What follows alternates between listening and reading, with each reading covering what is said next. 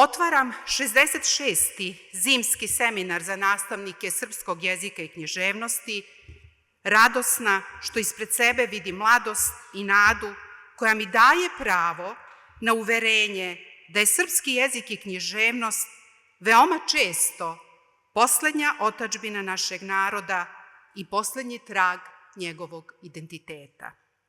Briga o tom jeziku, razmišljanje o književnosti koja je često pokazivala put i upozoravala na posledice kao u Domanovićevom vođi, ostaje zaveštanje koje smo primili od svojih profesora, koje prenosimo svojim đacima i čiji proučavaoci u liku naših studenata pokazuju da su opremljeni smislom za pravično i pošteno za čitav život.